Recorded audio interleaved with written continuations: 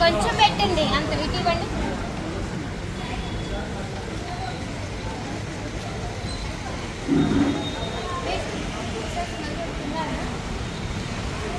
మీరు పాడైపోయిన రైస్ అంటే ఎట్లా అమ్ముతారు?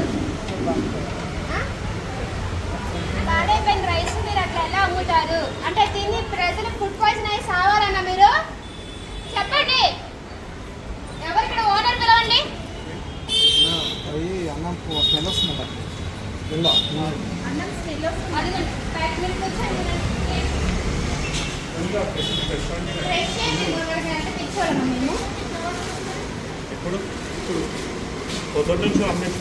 పొద్దునేడు ఇప్పుడు అర్ధ గంట అవుతుంది.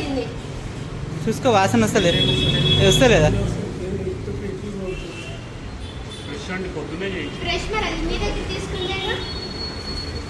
అంటే మీరు విడిగా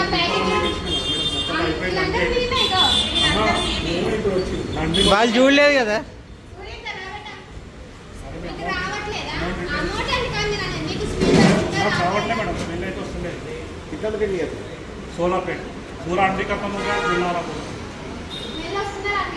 అందరికి వస్తుంది.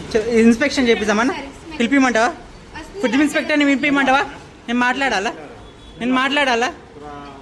మాట్లాడమంటావా? ఫోన్ చేయమంటావా? ఇప్పుడే స్పాట్లో ఒక నిమిషం ఉండండి. ఇది ఉండండి, పిలిపిమంటావా? ఒక నిమిషం.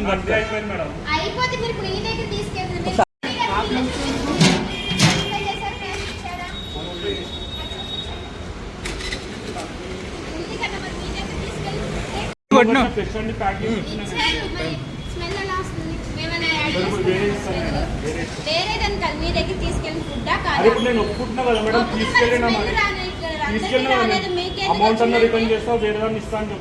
సరే, అమౌంట్ ఇస్తారు. అమౌంట్ సమస్య కాదు. ఇప్పుడు తిని ఫుడ్ పాయిజన్ అయితే ఎవరిది రెస్పాన్సిబిలిటీ? ఎందుకు కాదు? సరే, కాదు కదా. లేదు, ఫుడ్ పాయిజన్ కాదు కదా. అంటే మీరు ఆ స్మెల్ వచ్చినాక అట్లనే ఇస్తారా? స్మెల్ వచ్చినా అట్లనే ఇస్తారా? అట్లా కాదు, స్మెల్ వచ్చినా అట్లనే ఇస్తారా? చెప్పనా? మిస్టేక్ అది కాదన్నా.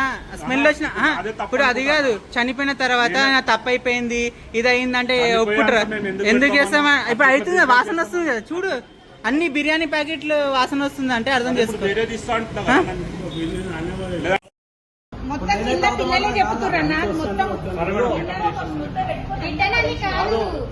మీరు తప్పైంది అంటున్నా కదా. నేను యాక్చువల్లీ నేను ఇప్పుడు చెప్తున్నా కదా, మీరు ఇక తప్పైంది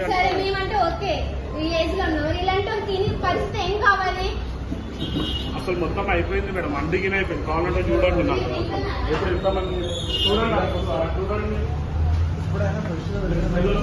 పొద్దున్నే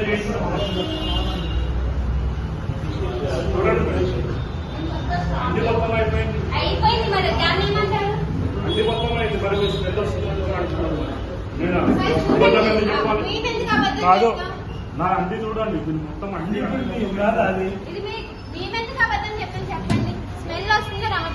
స్మెల్ ఉంటే ఎంతమంది కస్టమర్ కంప్లైంట్ చేయాలి మేడం? మీ దగ్గర తీసుకెళ్ళి బిల్లు చూపించి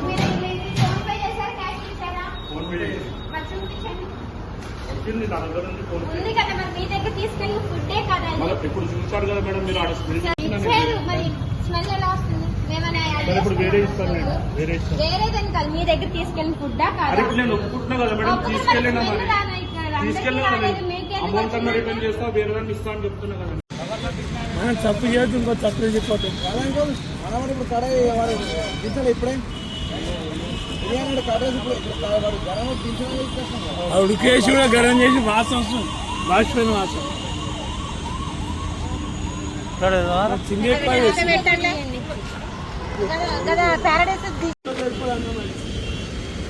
అది నా దాన్న తీసుకోదాం. మనం ఇచ్చినప్పుడు తీసుకోదు. మ్యాటర్ కాదు. దీంట్లో పీసే రాలేదు.